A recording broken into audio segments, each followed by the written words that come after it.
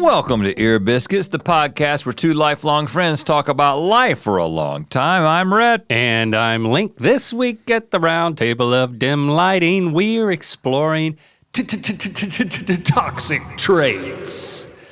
I had to do a big landing because that's a heavy... Hopefully they manipulated it in post. Heavy so term. It sounded better.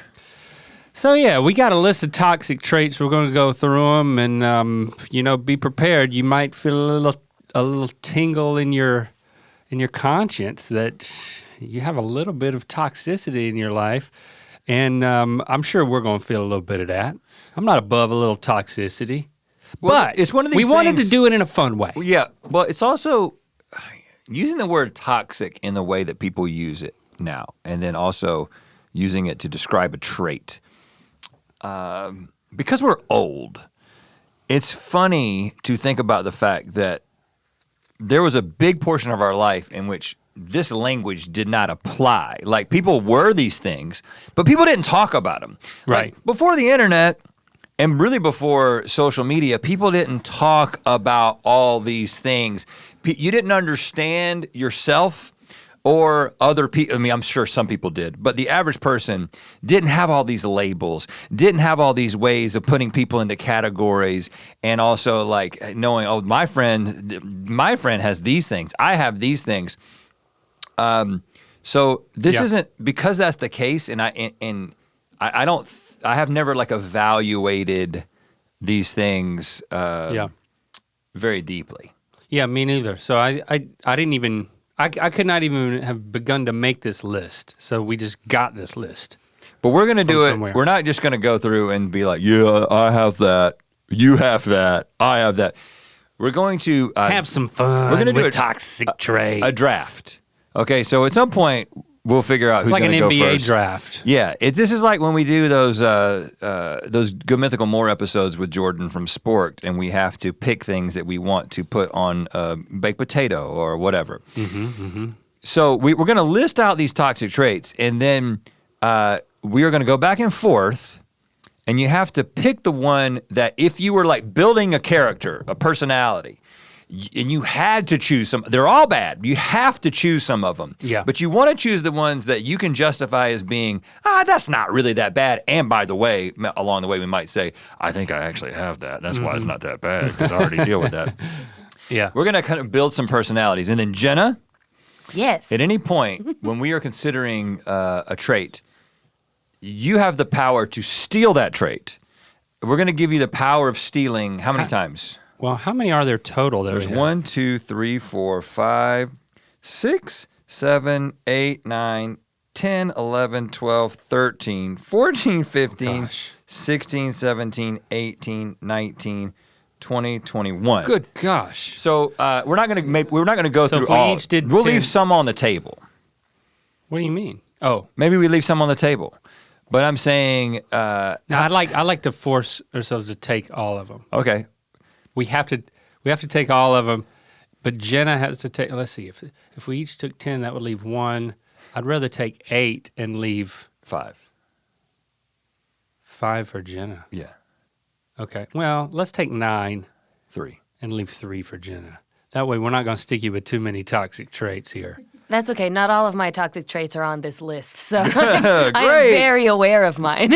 Okay, well, that's a good point, that this is not an exhaustive list, because thinking that you can bond with wild animals and make them pets when you camp is also a toxic trait. Are you talking about the people on TikTok that do that? Yeah, I read that. I didn't even make that up. Oh, that's it. Oh, People admit to that. My toxic trait is thinking that I can be best friends with this fox. but have you seen when people do make best friends with foxes? I really like it. Like, I saw a guy, and listen, But I do not endorse this. I do not recommend this. this, but I have seen people say, I think specifically with a red fox, hey, if you go up to a red fox, you can just start petting it. And it's just like, there's a TikTok and the thing's on its back making weird fox noises. Not a good idea, but makes a great TikTok. My Can't deny toxic that. trait is touching baby birds in their nest.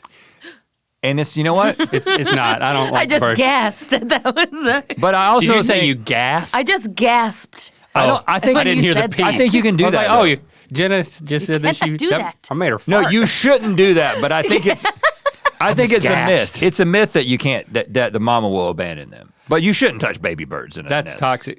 It's toxic to call things myths so that people will do it. Don't do we it. have a responsibility here. Read through them. Okay. Damn, I didn't know there were this many. They're all pretty self-explanatory. So until we, where'd you get these from? Jamie? Okay, all right. So A Medium article, We'll go- a Happier Human article, and a Science of People article. we'll go into the details of these traits when we pick them. But for now, let me just list them. Jealousy, being judgmental, phubbing, which is getting on your phone, is phone snubbing, getting on your phone when someone's talking to you. When you're physically present with someone And then you get on your phone. and you get on your phone. Oh gosh. Manipulative, ignoring boundaries, lacking self-awareness, perfectionism, toxic positivity, passive aggressiveness, I guess, arrogance, people-pleasing, Okay. comparing yourself to others, anger issues, holding grudges, attention-seeking, I can't wait to collect these for myself. It's like Pokemon. victim mentality, instigating drama / gossiping, Uh-oh. hiding insults in humor, narcissism, Uh-oh. inflexibility, and overly competitive. Oh gosh. Okay, whoever's the least that's toxic between the two of us gets to go, no, we won't do that. Who can spell toxic? Backwards. CIXOT. No, who can spell it incorrectly but convincingly? TOCKSICK. T-O-C. I said TOCKSICK. Toxic. That's pretty good. I get to go first. Okay. What did you say? I don't remember because you were talking at the same time. Speaking of at the same time. Oh, yeah. We're doing our green T-shirt day. Green with a little bit. if you could be a here hue in of person, orange. you would see just how different these greens are.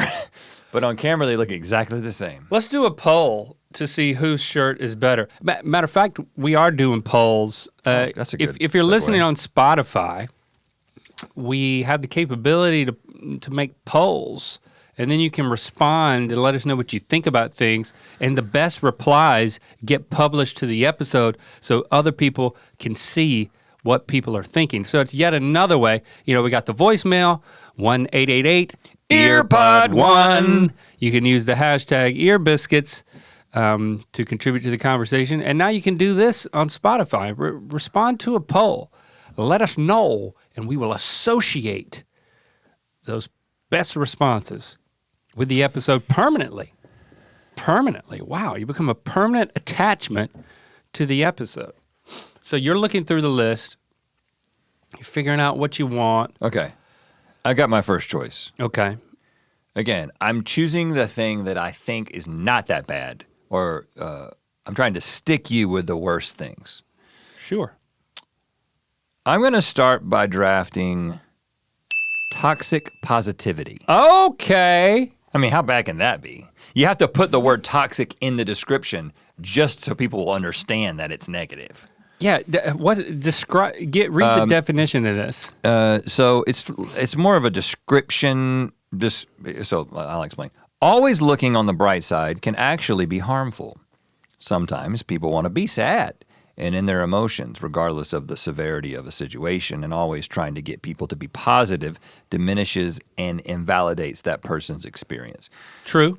So I don't disagree with this, and I think I probably I got a little bit of this in me when it comes to dealing with other people who are going through something. I never know exactly what to say to someone who is who's sad. Uh-huh. And usually what I do is I try to immediately help, right? So it's just like, well, I'm sad about this. And I'm like, well, at least you're not dead. You know, like it's just trying to get people to see the bright side, because that's how I cope with some negative experiences that I have sometimes. I'm like, well, I'm having a bad day, but I could go on the internet and find a lot of people having a lot worse day than me. And that, I don't know if it helps or not. It's probably not healthy. But because I do that with myself, I try to do that with, most often, I think I do this with Jesse. Yeah. And I do this with Christy is what I was whereas she might want to be sad, be upset, and have someone be upset with her or empathize with her. And I'm like, well, I mean, it's not that bad. Consider this. It never really works. But I think I'm saying, because I chose this one first, it's not that bad. I mean, that's not that toxic. Someone who's always trying to get you to look on the bright side, I mean, it's not that bad. I mean, it could be worse. It could definitely be worse. See what I did there? Me and Christy have this thing, you know, there's certain points in your relationship when one or both people would be like, I feel distant from you. And my wife's never told me that. A lot of times I'll do that. I'll say that. I'll do that too. I'll minimize. It'll be like, I'll start pointing to all the practical reasons. It's not your fault. It's not my fault. It's just the circumstances. We've been tied up in this. We've been busy with this. We've been all over the place. So yeah, what you just said helped me realize that I just need to be like, you know what? I feel distant from you too, and I hate it. I hate it. Well, that would be manipulative, which is another toxic trait. If you're just saying, Jenna, now's your point where you can steal his toxic positivity, but it's kind of early. That one seems too easy. It does. Am I being manipulative? You are being manipulative right now. Right. But it's yours if you want it. I honestly do think toxic positivity is one of my toxic traits that I do. And I have been working on it. So you don't need to steal it because you already have it. I already have it. Yeah. It's already mine. Right. Okay. Okay. Man. I'm seeing manipulative. Stares me right into the face. It seems like if you're manipulative, you get what you want. And boy, that would be nice. Okay. First of all, anything we say, I just want to give a disclaimer. Anything that I say, just kind of like making not only light, but talking about a toxic trait as if it's appealing. Just, don't wig out about it. It's not that big of a deal. Right, Rhett? You have it. Help me out here. Yeah, that's right, Link. It's just part of the game here. Don't take anything out of context. People pleasing. I definitely don't want anger issues. Like who's going to get stuck with that one? Oh gosh, this is obvious. I've got to take attention seeking. I got to take it. I mean, somebody's got to take the attention, and I'm willing to do that. A lot of people don't like attention. So if I enter, it's like I'll take one for the team. I'll take the attention so that you don't have to worry about it. I'm helping maybe the socially anxious in any particular situation. Look at me. Don't look at the person who doesn't want to be looked at. So I'm kind of the hero for doing that, right? Well, you're also, is there anyone in this business who's not attention seeking, especially guys who have been doing it for their entire adult lives and still aren't tired of doing it? Yeah. You know what I'm saying? Like, it never gets old, does it? Entertainment is, by definition, attention seeking. And some people are like, I'm really good at this thing, but I actually don't like when people watch. Well, we would be lying if we want people to watch. We're constantly, we have whole departments at Mythical. We have people whose job it is to get people to pay attention to us. Like, not only are we working to get you to pay attention to us, we are paying people to get you to be interested in us. Yeah. Like, we are attention whores. You can clip that out and put it on TikTok. That's why I said it with that. That's why I said whores, because I thought that would be a good way to end a TikTok. But what do I say in the TikTok? Well, nothing, unless this is still part of it. So say something cool real quick. Say whores real loud. Hors d'oeuvres. Oh, you screwed it up. Always needing to have the attention on them. Having main character syndrome is another form. They always have a better story, got a better job, or had a worse time, depending on the situation, and they really can't fathom that other people should have the attention or that everyone's motives don't somehow involve them. Ew. Well, if you put it that way, it doesn't quite have the ring-a-ding-dong that it did. They're all bad. They're all bad. I'm just trying to say, I'm saying that you can justify why this one is somewhat better than the others. And I should have read this first and then ended on my rescuing the socially anxious from getting attention they don't want. Attention deferrers. Yeah, I don't think it's about taking the attention off of people to help them. Well, that's the best I can make of it. Well, so that's mine. Well, what I'll say is that I have it. Where I think that this can be positive is it's often entertaining. That's why people who are in entertainment, but then it can, obviously the reason it gets toxic is just like when the attention seeking and the like main character syndrome permeates every aspect of life and every interaction. Yeah, like nobody can get a word in edgewise. There's no camera on us right now, and we're still trying to be whores. Dervs. Okay. A little snack. Jenna, you want to take that one? I don't like that one. No, I don't want that one. Okay. I get it. Red, it's your go again. I'm going to take, I think this is going to be triggering. Because maybe it's because I don't relate to this, and this is so not me that it seems. I'm going to take ignoring boundaries. Lots of people talk about boundaries, and I think boundaries are great. Maybe it's because I don't have a sense of it that much with my own boundaries, and I don't feel like I'm a boundary crosser. Maybe that's why it doesn't seem that bad to me, but disrespecting boundaries is a major red flag, whether there's someone you recently met or have known all your life. Setting personal boundaries is perfectly acceptable as they help build respectful and meaningful relationships. However, boundary crashers continue to cross the lines established to guide their behavior toward you and loved ones. Now, I think maybe another reason, I'm really interested that you chose this one because this one is gross. Because this one is not, like with attention seeking, it's like, okay, yeah, it's annoying. This chap makes it all about himself and you know, but what boundaries is I'm gonna justify is it. really about getting in, you know, it's like getting in somebody else's, it really impacts the other person directly. It's like getting all in their mess. Let me contextualize this, okay? So again, I think one of the reasons that I don't quite grasp the seriousness of this is because I never do this. I probably don't get personal and vulnerable as much as I should sometimes. And so maybe I just don't have much of a barometer for this. Uh-huh. But I'm thinking about like, if Jesse meets somebody and I come into the conversation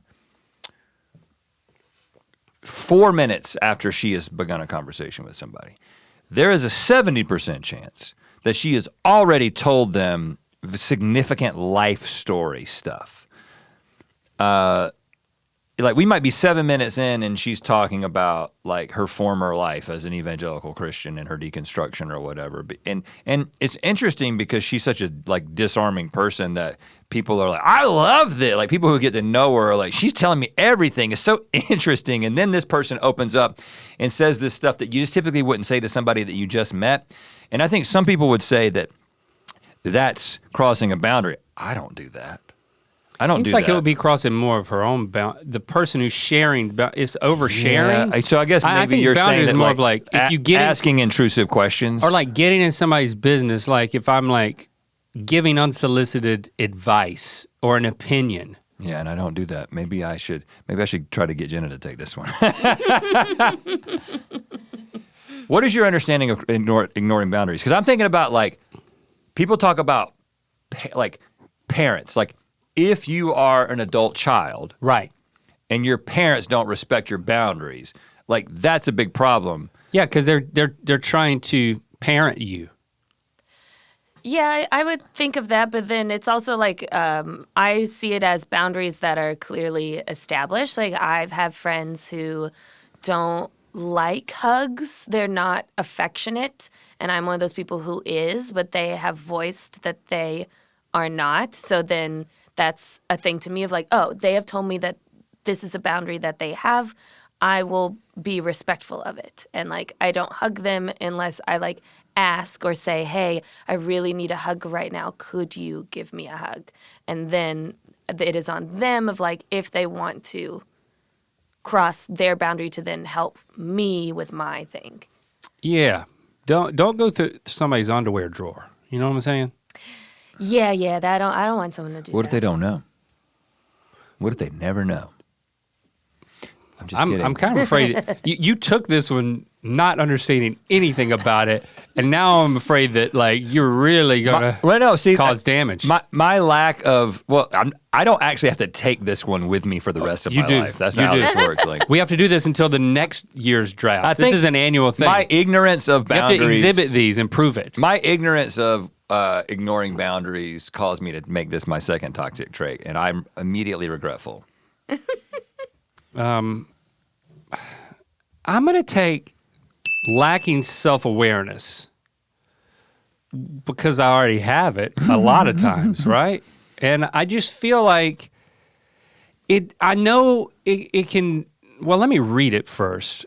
Those who lack this trait, those who aren't self-aware can be the source of constant drama, primarily because they're unable to see and take accountability for negative traits that hurt other people. I think you made a mistake, bro. Being self-aware can be difficult for some individuals, but techniques such as mindfulness can help. The thing about being clueless of something is it's more forgivable. It doesn't have this like heart of deceit.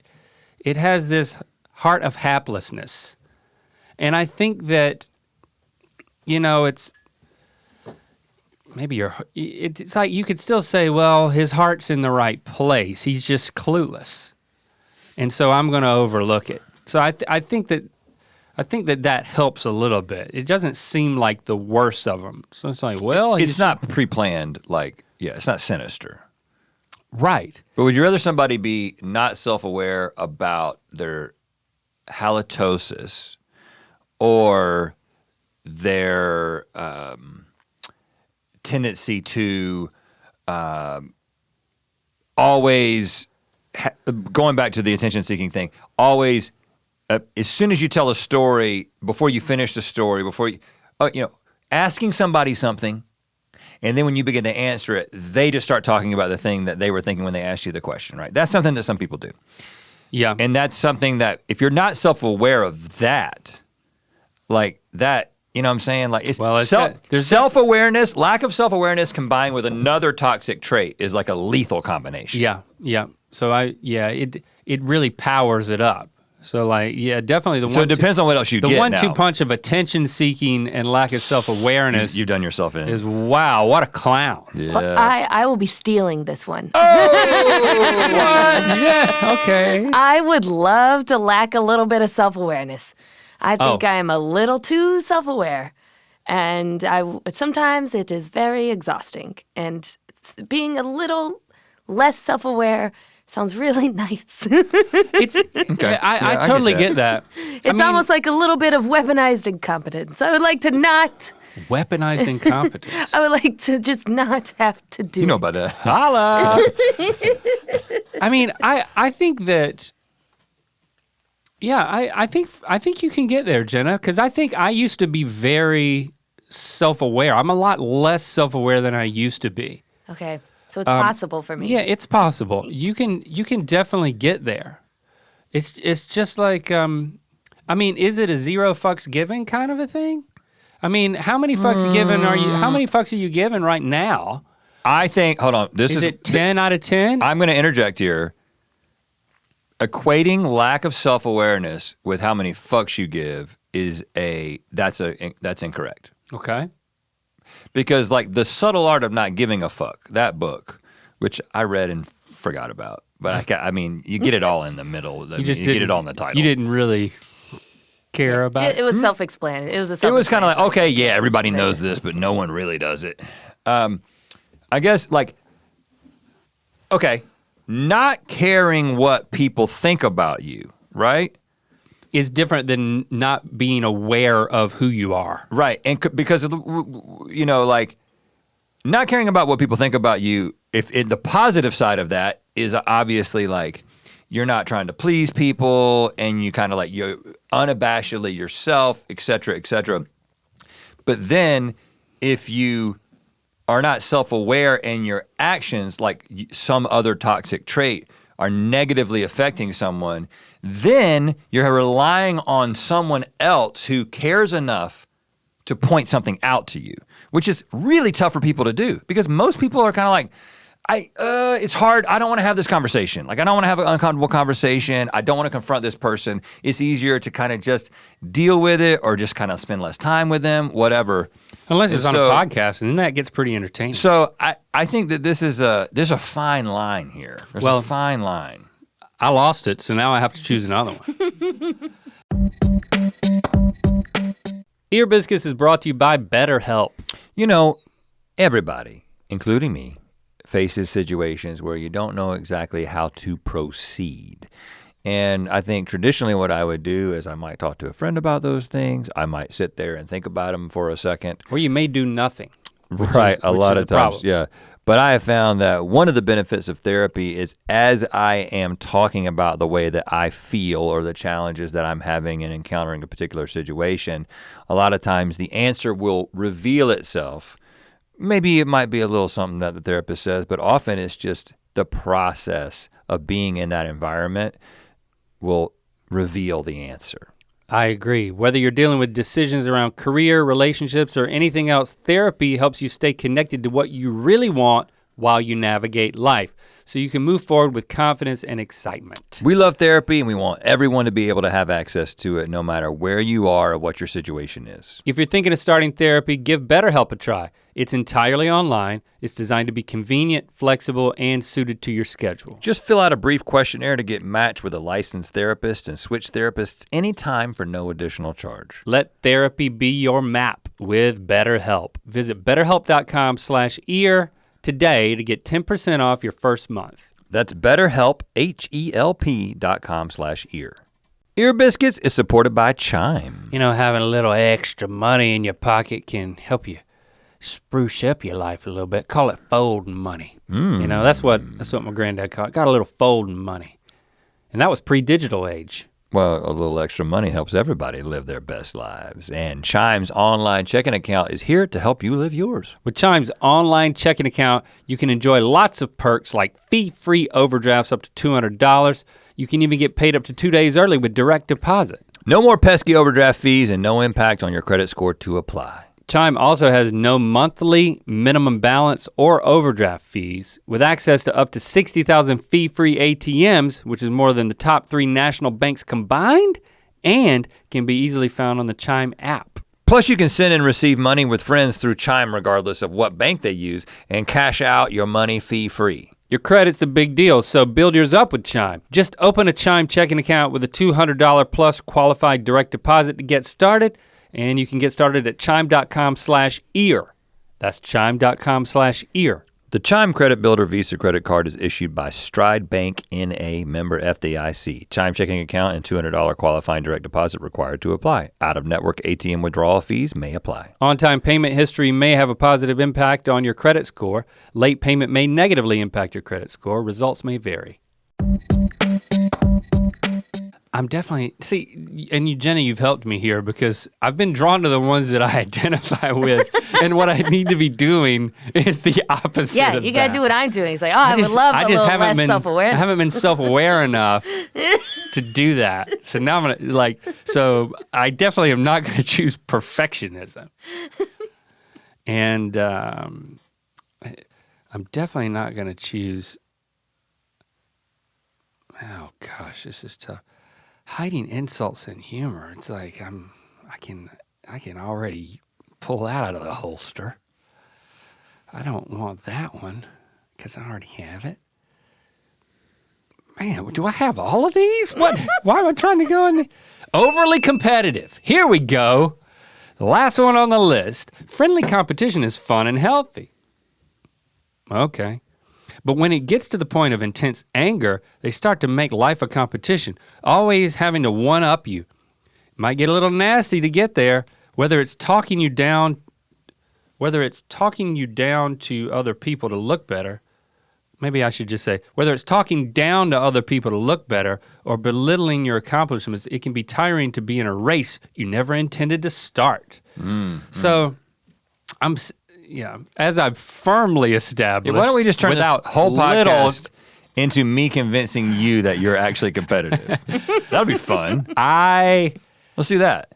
I mean, I want to be able to rise to the challenge and totally say, you know what? I can win this. I can beat everyone at this. And I'm fully committed. And I believe and I care so much that I'm actually getting heated about it. And I'm so into it. And sports and measurements and hold on, what do you mean by measurements? Well, typically a lot of times when you compete, there's like a measurement involved. Are you talking about like when we play like which is shorter, like a credit card or a lighter? Is that what you're talking about? Oh yeah. I mean, which is a great game, by the way. Well, I was thinking more like shot put, but yeah. Oh. Measuring the performance of something. Okay, how far your shot put went. Yeah. Okay. Because I just want, I just want everybody's shot to be put. But no, look at my put being shot. And this is where it gets. See, this is the whole podcast. Boy, I wish I could delete it, but we don't do that. Is I conflated, because I still conflate the two, attention seeking and competitiveness. That was a thing that I did not ever articulate. Is I was saying, hey, we both seek attention, and you were saying I'm not competitive, and so. If competition is wanting to perform at a task better than someone else, and that's the strict definition, then that, I guess, is a different thing. And in my mind, I'm like, well, but the reason that an athlete wants to win the gold medal is because what do you get to do at the end of the gold medal ceremony? You stand at the top of the podium and be the center of attention. There's myriad reasons we compete. I do it to feel the anger. Your turn. Okay.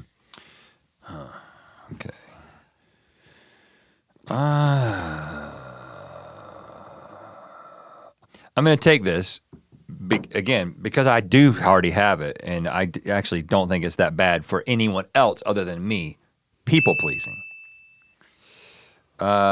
He's taking people pleasing. It's like, how can you get mad at somebody for pleasing other people? Now, obviously, it can be a bit torturous for the person who's doing it. Yeah, you're really taking one for the team, huh? But no one, most people, if they had to choose, like, okay, you have to hang out with this person, and this person is going to be a challenger or a people pleaser. And be like, well, what's going to be the easier afternoon? Well, somebody who's going to be a people pleaser. You're going to be liked. Yeah, because you're going to be like, hey, I'll do this, or well, I'll do that. And I think sometimes I get a little bit,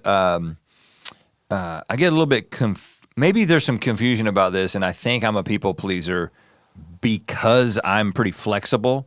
And I'm kind of like, honestly, I don't care where we eat because I really love food, and I'm probably going to have a great time regardless of the choice that we make. And so it's not that I'm trying to be like this deferential person.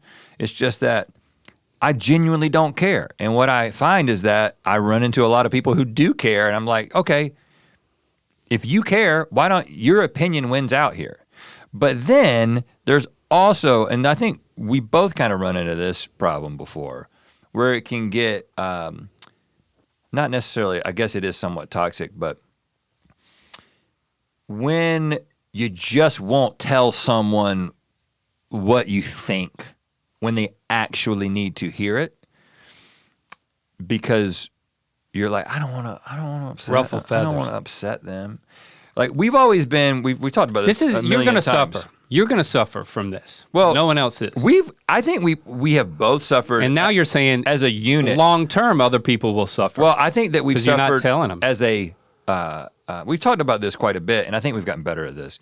But like as a business unit, yeah, as an entertainment entity, we're really easy to work with. I mean, listen, we know enough people in this damn business to know that most people who are entertainers for a living, like the relationships that they have with their agents or their managers or their attorneys or their employees or whatever, or can be much more fraught than ours are, because we've seen it a bunch, right?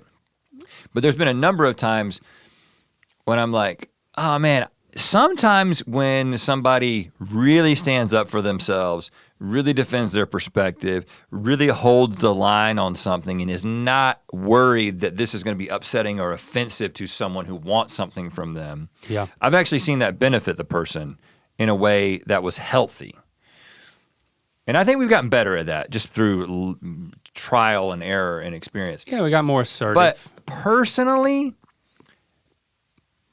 I think that more often than not, but I'm trying to defend this because I'm taking it. What I'm saying is that defend it. If you're building a character of a person and and the idea is that this person is supposed to be the least toxic of the two people at the end of this, when we compare these toxic traits, I think that people pleasing is a low score in ultimate toxicity. But you're going to end up holding resentments against everyone for taking advantage of the fact that you're a people pleaser. Yeah, but I'll hold it in and keep it to myself. And you'll feel guilty when you do say no. Yeah, I do. And when you can't please everyone, you're going to break down. Well, I haven't broken down yet. Thank you, Rhett. Thank you for. I feel like you can please a lot of people for a long time that you have and chosen not break this down. One. Jenna, you don't want this one, do you? I already have it. I don't want it. No, thank you. Jenna's playing a different game. I'm playing a different game. Yeah, I'm like, give me the toxic traits I don't have. Yeah. Yes, I wonder what that feels like.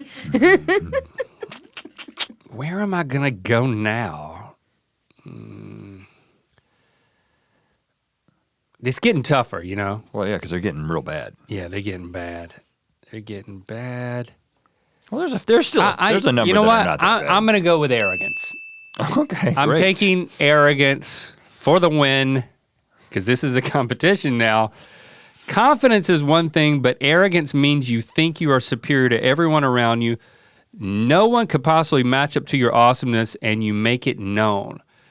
I would like, maybe it's weird to hear me say this. I would like more confidence.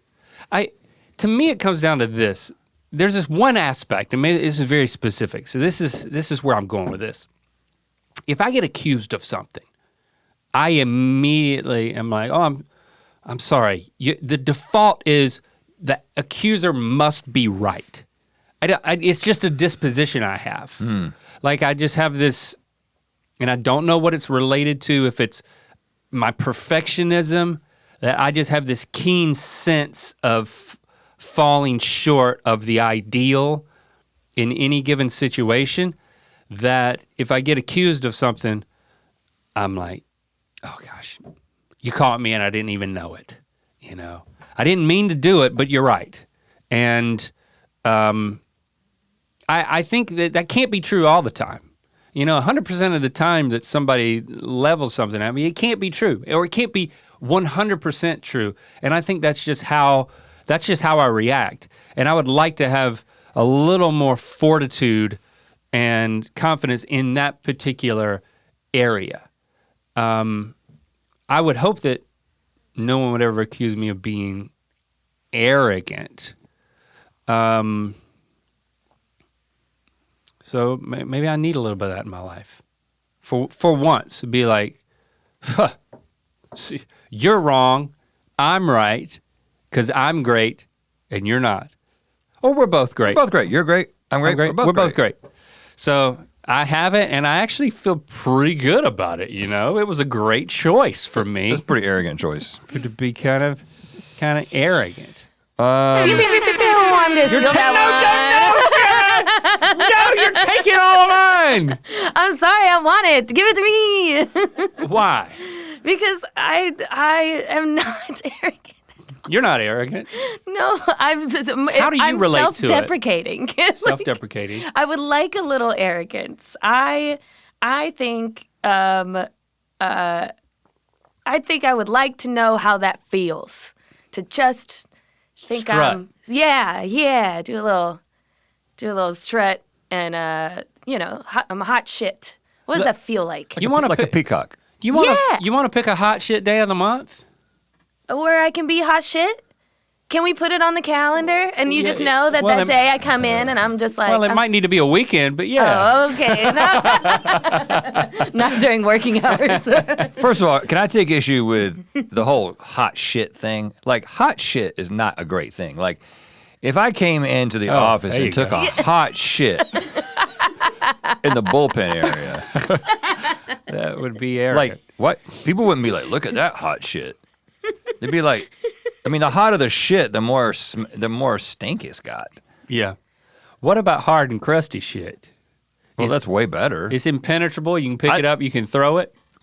I just find it interesting that the shit became positive. But you know what? I don't That's think what it we're doing is. today, by I the don't- way. I don't think arrogance is positive. I don't think hot shit is positive, but arrogance gives hot shit vibes. If that makes sense. So Yeah. we're relating to this aspirationally in the specifics that I gave. Can you relate to that, or is it different for you? Like, if you get accused of something, is your knee-jerk reaction to be like, you must be right? My knee-jerk reaction is disappointment and shame. Yeah. So Yeah. Yes. That's very, Yes. that's pretty much it. yeah. Yeah, we can. I would love to be like, you're wrong. That sounds nice. We can have Well- maybe we have a hot shit day, a double hot shit day. Culturally, we kind of like, that's an interesting take on it, the being corrected and standing up for yourself. But I think that there's like, we kind of reward, think about the most like badass celebrities, right? They're sort of like, and I'm talking about like singers, performers. Like think of, okay, let's Mickey think, Rourke, Prince. Prince. Yes, Prince. Like, He's a lot of things. but like, okay, He's mysterious. but don't he's you mystical. feel like if you were like if he's you confident? if you watch He's earned Prince in like certain interviews and you didn't know anything about him and you didn't have like a full appreciation for him or whatever, you'd be like, that guy's arrogant. Like the way he acted in that situation or the way he acts on stage. Like, but then I think there's something, I don't know what it is culturally where we're like, he can do it because he's that good.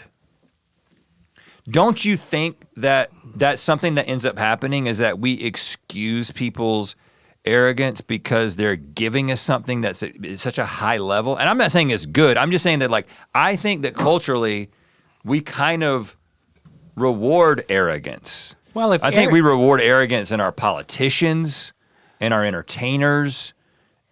I think it's toxic, but I'm just saying that that's what I think. I think that's the line how I is perceive it. if you're confident to the point of being a jerk and it has a negative impact on other people, that's the line you don't want to cross. But Jenna has to now. Yes, yeah. I also think it's to add to what you were saying, Rhett, about rewarding arrogance. I think there's a nice thing to point out that like we tend to reward it in men, Yeah. and like Right. women who are successful and they give off hot shit, arrogant vibes, and they're usually vilified. That's true. So, And I also think that it's rewarded from afar. Mm-hmm. You know what I'm saying? Like, I don't know Through a Prince. screen. I don't know Prince. He's a badass. Yeah. But then it's just like, well, what is it like to be Prince's buddy? I don't know. That might be different. And I'm not singling out Prince. I quite like Prince. I don't know what he's like, what he was like interpersonally. But I think that I think I've heard really good things. yeah, but and he's a performer. It's a persona. But I'm just pointing out the fact that we might be like, oh, people love politicians who are like badasses and like think great things about themselves and put other people down and are really quick at like insulting other people, right? I mean, Yeah. we've had a couple of presidents like that, right? More than a few, and not pretty recently one that was sort of the embodiment of arrogance. And like people love that. Some people love that, but then you're like, yeah, but what if it was your dad, or what if it was your best friend? It would probably be hell, right? And so I think it's like relational and culturally kind of two different things. I got to pick another one. Yeah, you Jenna do. keeps taking you have from to pick a replacement. I'm going to pick being judgmental. Okay. Being judgmental is kind of like being extremely discerning. Right? I mean, you can be right about something but be a jerk. You're not wrong, Walter, you're just an asshole, kind of a thing. When someone gives their unsolicited opinion, Yeah, but I say, have you read this yet? on something and frames it as being brutally honest, a little tough love, a little brutal. But Tough love. Brutal honesty is better than just lying. Wimpy lying. Maybe sometimes. I don't know. I'm trying my best. Not here. always. I am, when you're a perfectionist, you come across as judgmental, and so I'm back in my trap of like just trying to own what I am and make the best of it, which makes me seem like a jerk. But these are tough now, y'all. Just come on, help me out here. So yeah, that's my positive spin on it because I've got it. I've got, I'm discerning. There's a wisdom that's wielded. It's an unwieldy wisdom. A mal-wielded wisdom. He's not wrong. You think it's funny, like you're thinking about the reaction to it. He's not wrong. Like that's the first thing people are thinking. If you give your unsolicited opinion to something. That hurt, but he's not wrong. Okay, are you done? Obviously. I'm going to take. I keep digging a hole. I need to stop. I'm going to take perfectionism. All right, take it. Because again, my strategy here. Take it. I'm a fan of it, but take it. My strategy here is to assemble. Because I'm a people pleaser, is to assemble the person that somebody would want to hang out with. So, perfectionism. This is not. I don't really know. I'm trying. Let me read it first. Needing everything to be perfect and to one set of standards can be overwhelming for all those around them. Okay. Not only can it be hard on others, perfectionists are too hard on themselves and can really destroy self-esteem and work-life balance. To me, there's like two strains of this, right? Because there is the thing that I don't have, which you've clearly established that you do have, is if you take an individual thing or experience or something, and you're just like having an idea of the way that it should go and the way that it should be, to the point where when it doesn't reach that state, it's like difficult, right? Crushing, whatever. I don't have that. That's not my experience in perfectionism, but the like, I'm a workaholic, and I'm like doing a bunch of things all the time, really, really wanting them to be good and spending a bunch of time thinking about how I can make them as good as I possibly can, and then attaching my value, my personal value, to how good the thing that I'm making is. Yeah. So I do experience it in that way, but because I think that it's actually it's an internal struggle. Like I don't think. Like if you have an employee who's a perfectionist, you're like, yeah, I've got an employee who's a perfectionist. Or like this person's a perfectionist. Now it might become. I see what you're doing here. It might be difficult to. You're trying to not impede on anybody else with your toxicity. I'm saying that you're really you're absorbing a lot here. This can be an asset for someone in a relationship, a perfectionist. Now, it could become like if the person Yes, it can. if the person is like constantly down on themselves and becomes like a Whore! an Eeyore. Was that a good point for that? You should have said Eeyore. Oh. E-whore! If somebody becomes an Eeyore, I think that probably is a legitimate profession. A really sad cam girl? I think some people are into that. Yeah. It's like a manga thing. Different strokes. I think that can be really difficult in a relational context if it's happening all the time. But I don't suffer because of your perfectionism. Do you know what I'm saying? Like I don't suffer because of it. So I don't. I'm glad to hear that. I think it's difficult for a person who's suffering from it.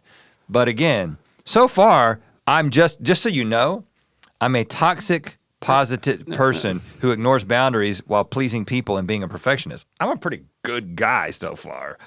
You're an attention-seeking whore who's overly competitive and is judgmental. I mean, and you've still got to add one.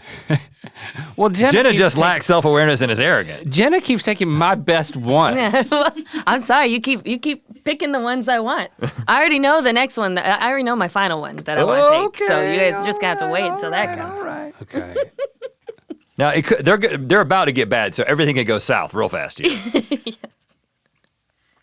I just don't want anger issues. I don't want to hold grudges.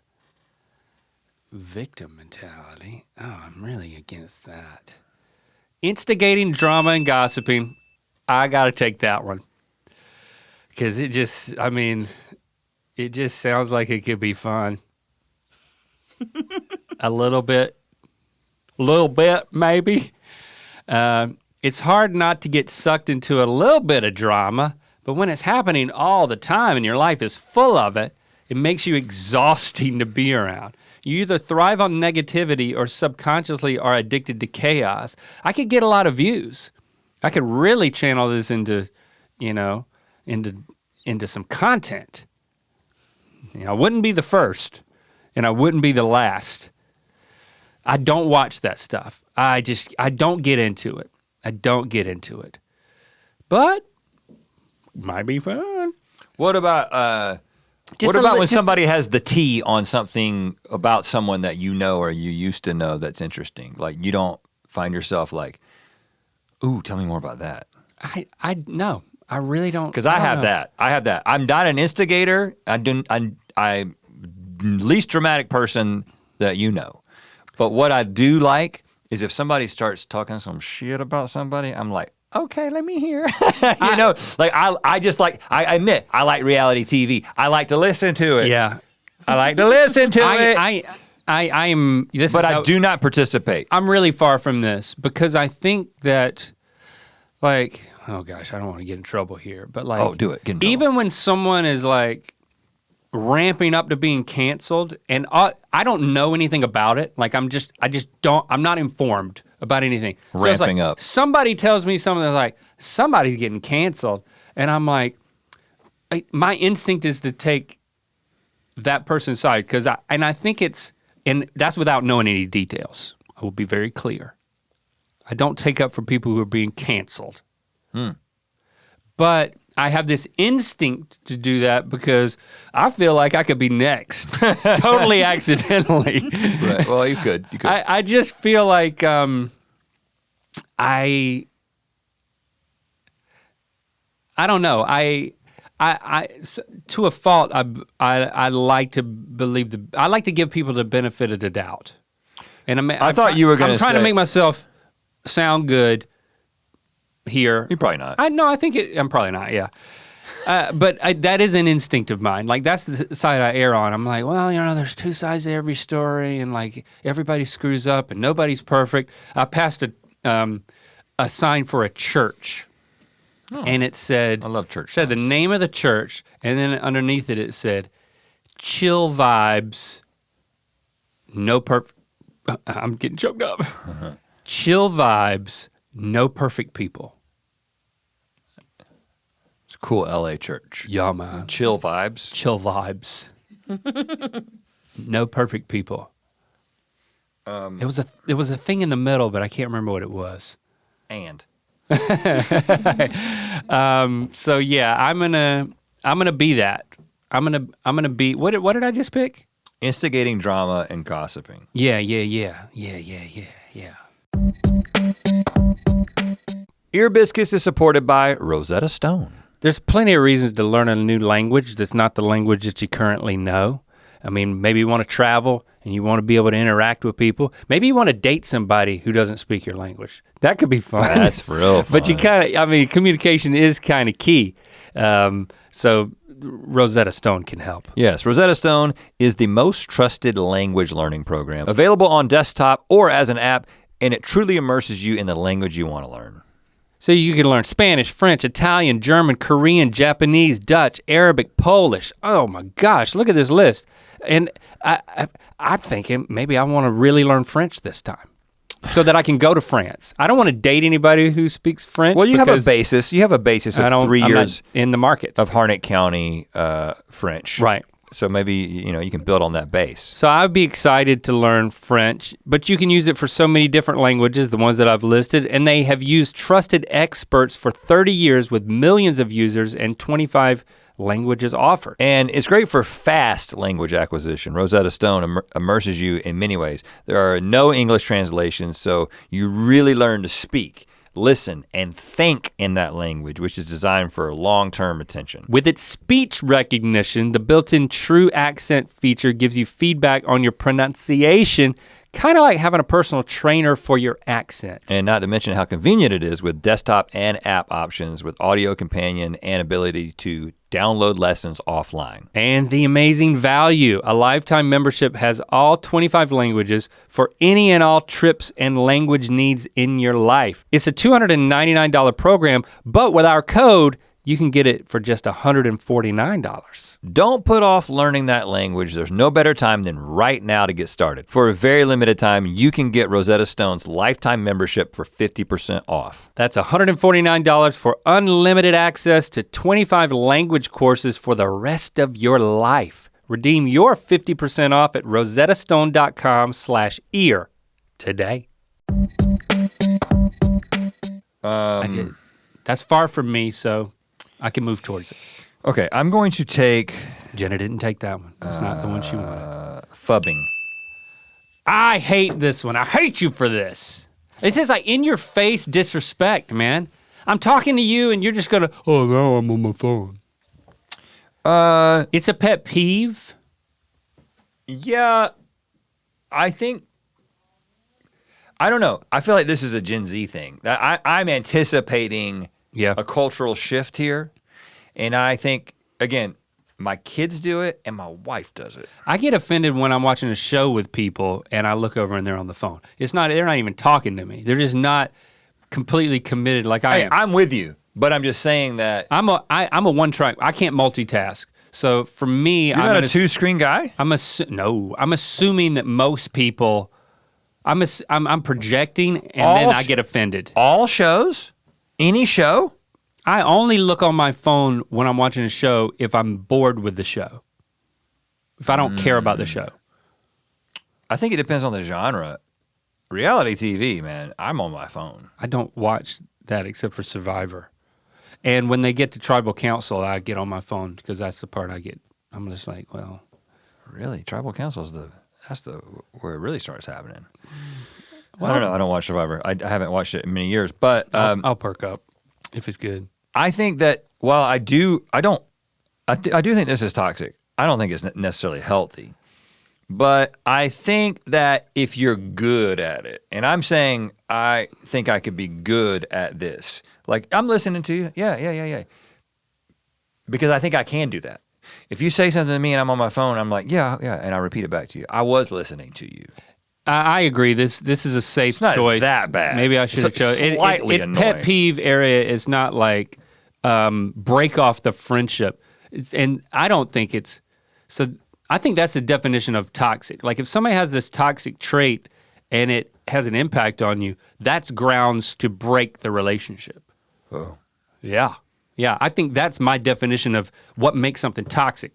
So even though I hate this, I don't think this should be on the list. And that's why I should have chosen it. It's on my list. I should have chosen it. Oh gosh. Is more of a strategic chooser on this list? Because I need that. Are you adding things to the list? Because now every time I look down, I'm seeing something new. No. Just putting them at the There's just 21 of these, so it's like we gotta kind of, you know. Oh gosh, yeah. Let's speed this up. Jealousy, manipulative, passive aggressive, comparing yourself to others. If I don't choose comparing yourself to others, you're obviously gonna choose it. Of course. I'm just gonna choose that one. The next thing that's not that bad. Right. That's what I was gonna do. So I'm choosing compare yourself Welcome to others. to the game. Welcome to the game we're competing at, that I'm currently winning. When you're constantly comparing yourself to other people around you, so much so that it impacts your self-esteem and you become either bitter or arrogant. Oh. Yeah, you could actually come out on top compared to yourself to others. I didn't think about that. Mm-hmm. So there you go. Win-win. I'm already arrogant. I might as well get there by comparing myself to you. You're not arrogant though, because Jenna took took it. Yeah. This is as close as I can get. Again. Do you want that one? No, I don't. Good. So I mean, this is another one that is pretty much on you. You'll suffer. Right. Again, you might become I got you. an unbearable person if you are constantly dealing with all these internal struggles. But like, okay, this person's comparing themselves to me right now. They could be doing worse things. I will say this is not. I don't dabble in this that often. It's not to the point that it's really ever been a problem habitually. So I could use a little bit of it. Okay. Choose. Oh man, boy. I don't want to, inflexibility is so opposite of my personality. I'm gonna have a real tough time taking that. It'll help you move the needle for this next year. Oh man. You know what? This is a big one. But I'm gonna go out on a limb and I'm gonna take passive aggressive. Okay? Oh, okay. So again, everybody knows what this is, but I'll read. Someone who cannot assert their needs and will make angry remarks but not be direct in bringing up an issue. They let things bubble up and then act out in passive ways like making petty remarks, sighing, stonewalling, etc. They want the people around them to be mind readers and tend to have issues with conflict. So I think the reason I'm choosing this is because I think you can fly under the radar. I think that almost everyone at some point does something passive aggressive. I think that this is like a universal human value because there are things that you want or things that you feel, and it's often easier, regardless of disposition and personality, to say something that is cloaking a real feeling, but it's kind of a smart, assholey remark, or sometimes it's just slightly harsh. And I just think that this is why you're being passive aggressive. You're being passive aggressive is something that is said in relationships, friendships. And so I just think that everyone's dealing with this a little bit. So I'm willing to take it because it's not something that's going to be like this downfall of a person. It's just something that everyone has a touch of it, and you want to minimize it. It's the more palatable version of manipulative. So why don't you just take manipulative? Because I'm not going to take it. Because I spelled TikTok, sick-talk. What did I tell? Toxic. Toxic. What we're talking about. I spelled toxic like TikTok. Holding grudges is such, oh man, that takes years off your life. I just can't do that to myself. I can't take that one for the team. Holding grudges is bad for other people too, by the way. Oh, it's bad for, which one? That's a pretty bad one externally. You know what? I'm gonna go with the more amped up version of comparing yourself to others, and I'm gonna take jealousy. Okay. Because it's still an implied compliment. Right? It's like people who have your best interest at heart are usually happy when good things happen to you. They're not jealous of you. So it's very self-centered, but it still gives credit where credit's due. Okay.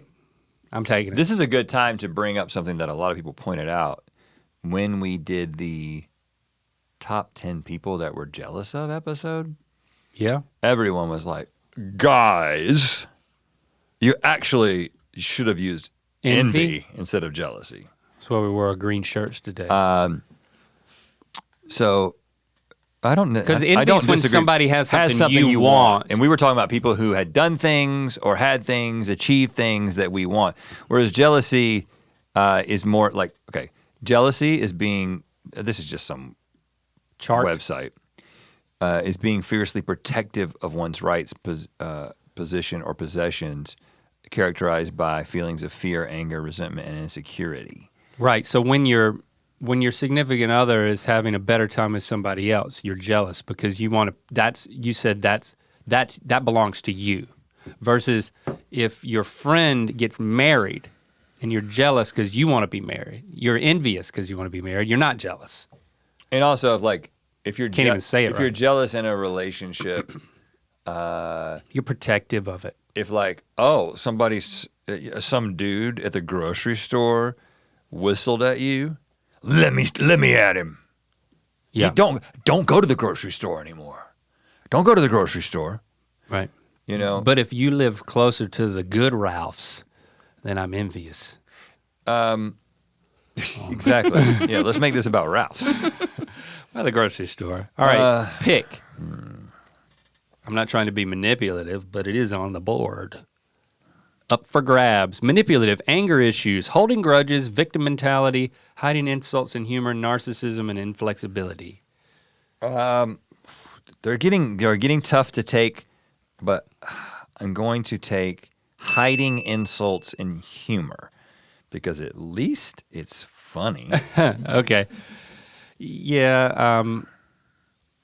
It says bagging on your friends in a lighthearted way can be totally fine and show closeness. You don't do this. But when you're constantly making jokes at other people's expense, it can get tiresome and is basically bullying, hiding in joke form.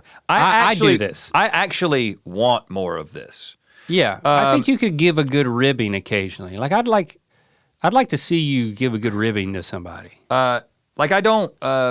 You do it. Well, you do it to me for comedy, but only in performance mode. Yeah, I don't. Like privately, I don't know that you ever do it. Like I do it as a form of endearment. Like I actually think that it's like a gentle ribbing is for your pleasure. Condoms? Yeah. A gentle ribbing is for your pleasure.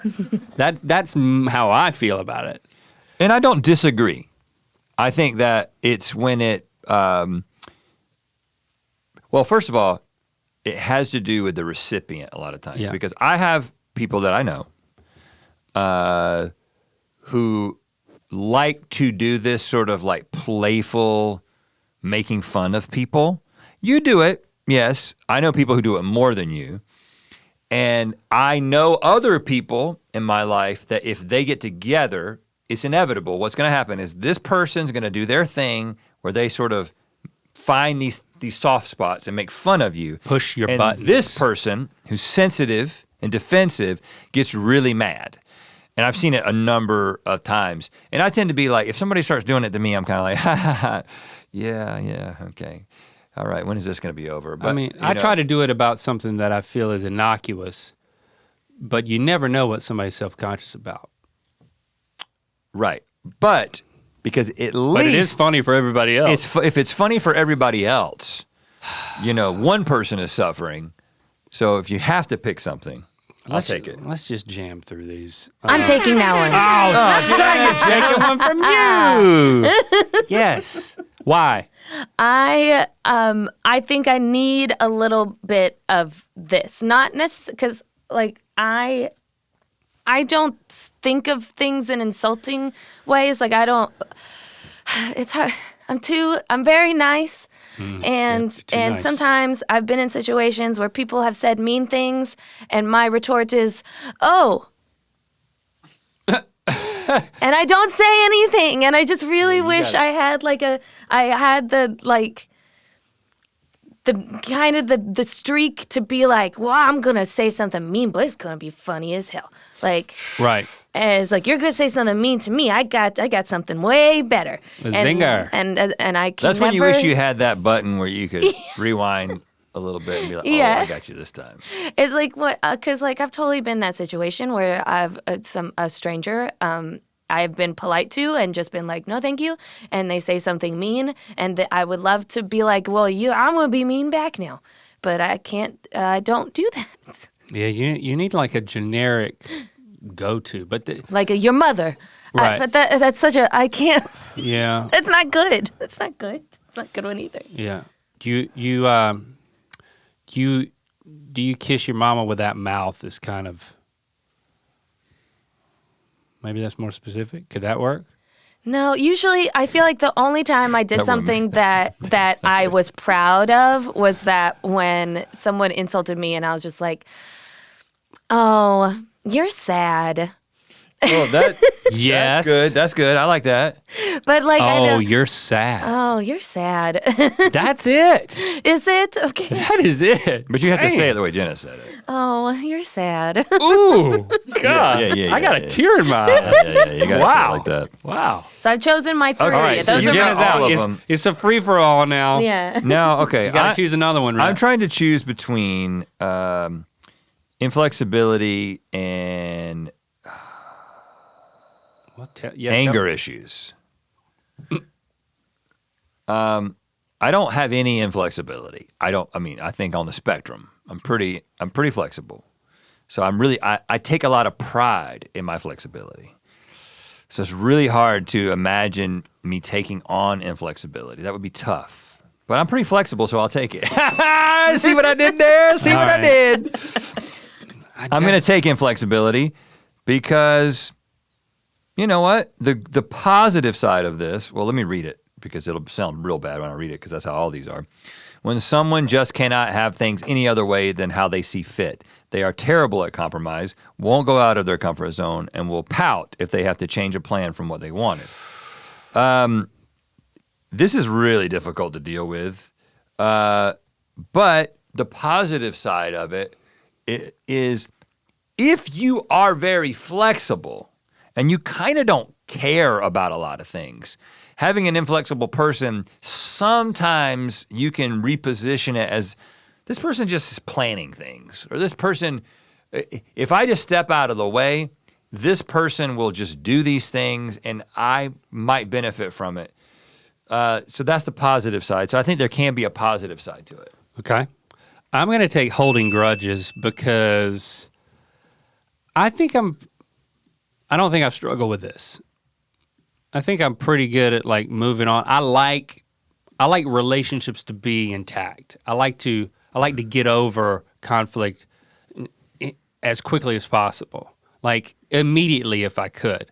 So I could probably use a little holding a grudge. So hey, remember, some people actually are toxic.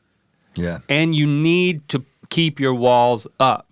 And when they prove themselves as that and show themselves as that, you need to build that wall. Yeah. Sorry to use the term.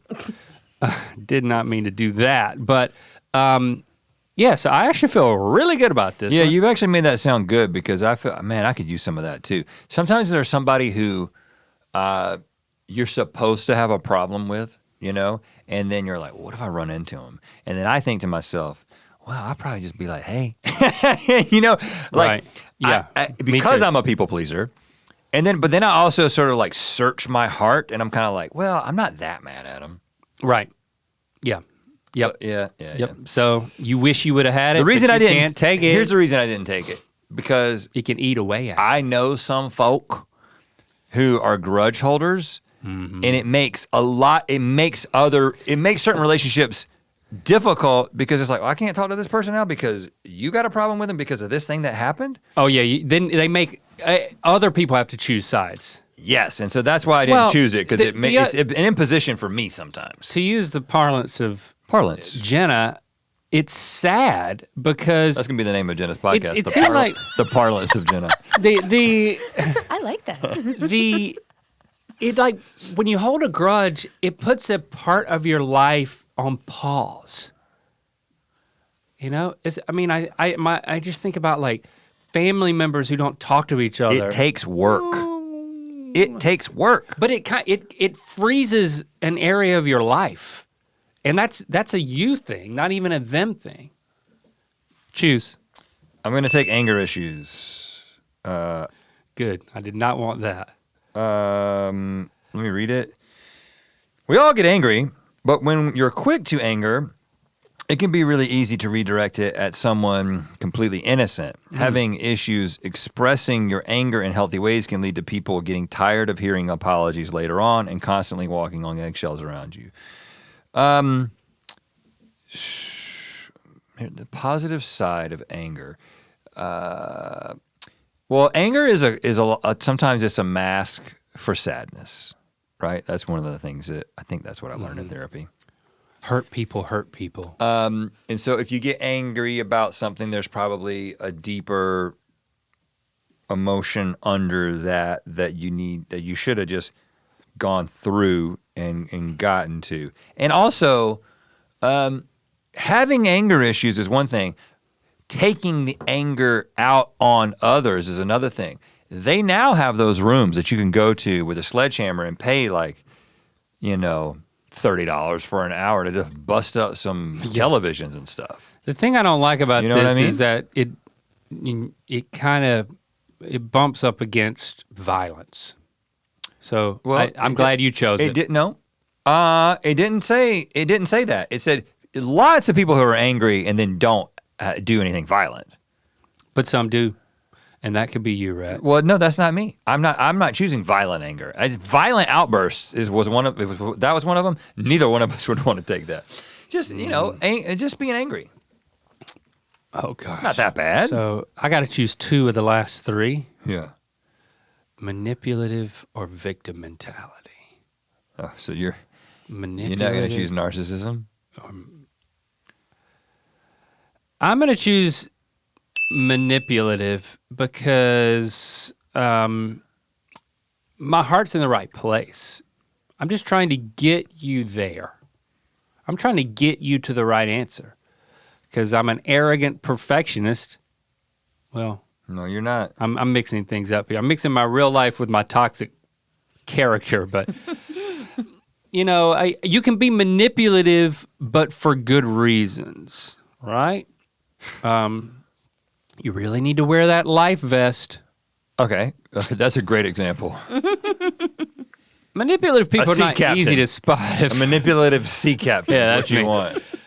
That's because they disguise themselves as nice to gain your trust before revealing they are truly manipulators, typically target and prey on the vulnerabilities of compassionate and empathetic people.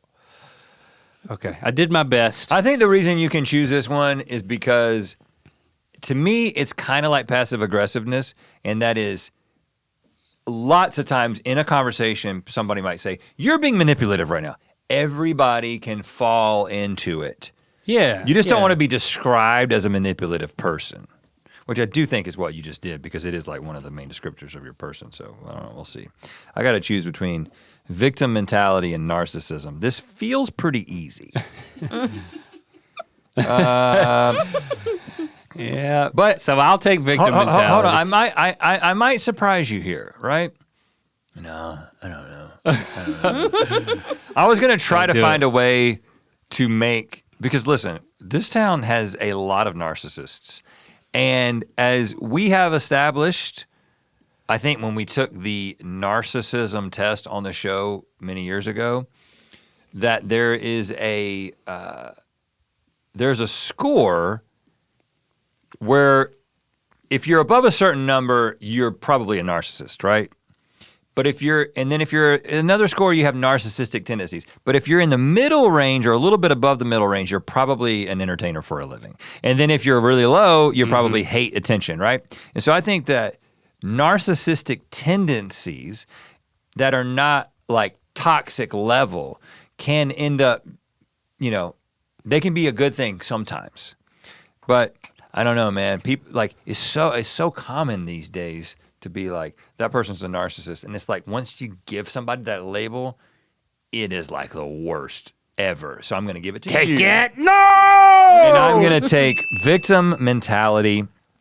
This person is always the victim. Everyone is against them. They don't deserve anything. The reason I was so reluctant to take this is because I just hate this mentality. I just hate it so much. I don't want to have to put this on my character. But you got to. And if they've done something wrong, they somehow turn it around and are still the victim. Oh, I just don't like that. But I'm gonna take it. So read them out. What are you and what am I? Hold on, you have What to is make Jenna? you have to make narcissism okay because it's yours. Make it sound okay. I don't. Attention seekers, manipulators, gaslighters, and trauma bonders. Wow. Shall not inherit the kingdom of God. They only think about themselves. They cannot take responsibility for their own actions because they truly don't think they've done anything wrong. When confronted on something, they'll be completely defensive, lie, and turn the situation around. They also dump all of their issues on you and make you feel bad if you don't have time for them because they're going through so much. This makes people's life. This alone encompasses so many bad things. You can't make this good, man. I tried to make it good a second ago. Just say you agree with what I said, and you'll take that. I agree with what you say. I mean, I'm stuck with it. I'm not going to defend it. Okay, we'll start with Jenna, who at the end of the day lacks self-awareness, is arrogant, and loves to hide her insults and humor. Okay, that's how bad she is. Yes. I would like to have a day of knowing how of being this. Yes. But you wouldn't know it because you wouldn't have any self-awareness. Yes. Hold on. Yeah, that's hot shit day. Yeah. Hot shit day. It's You don't have to keep Saturday or anything. Sunday, Jenna. It's all very toxic, but I feel like it's so opposite me that I was just like, ooh, what would that? Okay. I would think I'd be wearing like a really nice like suit Maybe a top hat. and a top hat. Oh yeah, Yes. you're definitely in a business suit. Oh, I'm in a on this business day. suit. Tails. Oh yes. All right. Okay. What are you? I have toxic positivity. I ignore boundaries. I'm a people pleaser. I'm a perfectionist. I'm often on my phone when you're talking to me. I'm passive aggressive. I'm inflexible. I have anger issues, and I suffer from a victim mentality. That doesn't sound that bad. Oh man. That doesn't sound that bad once you hear Link's. What about the Linkster? Link is attention-seeking, overly competitive. He's judgmental. He loves to instigate drama and gossip. He loves to compare himself to others. He's jealous. He holds grudges. But on top of all that, he is a manipulative narcissist. You got stuck with both manipulative and narcissism, and you had a choice not to choose it, but you did a double whammy. But I'm going through so much. No, you don't even get that. I'm the victim. I'm the victim mentality. You don't even get that. Okay. Okay. So That was fun though. I like the pace of that one. yeah. It was so fun. We moved through a lot. Do you have a rec to shut this one down? I do. I have a as is somewhat typical from my recs from time to time, a niche cooking product that will only make sense or appeal to less than 4% of you. So to those of you who are in this 4%, listen up. I'm about to change things for you. I recently discovered the little contraption known as a fat separator. And I used it to great effect in my barbecue that I made for you and friends on the 4th. Fat separator. Yeah, I got this from another rec, Meat Church. This is so weird because the one thing I was going to tell you about that barbecue is I wish it was fattier. Well, No, what's a fat separator? Well, that didn't have anything to do with it. So it was just I guess it was a little bit leaner. Like when I started pulling it apart, I was like, oh wow, there wasn't any fat in it. There's not as much. It's just, sometimes you get one that's not as fatty. You don't It was really still have control very of it. good. But you're talking about like pieces of fat that you could see. Yeah. Yeah, well, a lot of times it renders away. But what a fat separator does is, so what I used to do, and the reason I don't do this anymore is because of what happens to the leftovers. I used to take it off the grill and I would leave it in all everything that had just rendered, all the fat that had just rendered, and I just pulled the pork together and just left it all sitting together. What ends up happening? First of all, most people don't prefer that. Most people want just the pork. And the second thing that happens is as you begin to, it's out for a while where you're serving everybody, and then the fat begins to congeal as it gets to room temperature, and then you've got this fatty thing at the bottom, and then you try to store it, and it becomes really difficult to convince yourself that you want to eat it later. So what Matt, I guess his name at Meat Church, who's the barbecue guy that I get so many of my recipes from, he takes, once you pull it off and you pull it, you pour you pull the pork out and you separate it on a different thing, and then what's left in there is the au jus, but it's got all this fat rendered in it. You put it in this fat separator, which is basically this cup that has a siphon on, anyway, it lets you, if you sit it out, the fat rises to the top and there's a big layer of fat, and then there's just the au jus, which is the juice from the meat. And then when you pour it out, the spout's on the bottom, so you just pour the au jus back onto the meat without having to pour all the fat back onto the meat. Okay. And that stuff is like the best barbecue sauce you've ever had in your life.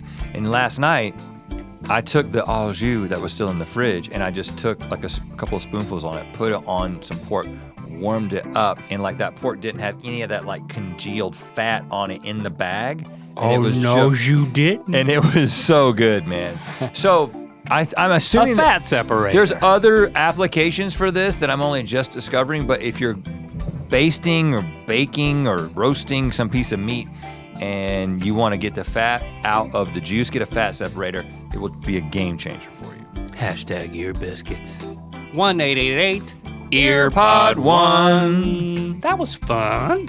Hey, Rhett and Link, this is Kelsey. I'm currently on an 8-hour road trip relocating from Mississippi to Florida, and have just been listening to episode after episode of Ear Biscuit episodes that I have been backed up on, and I just finished listening to Link's embarrassing ski strip story.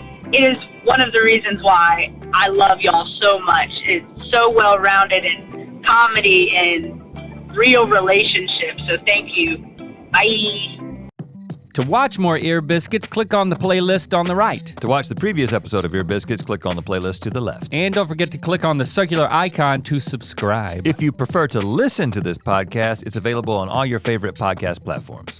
Thanks for being your mythical best.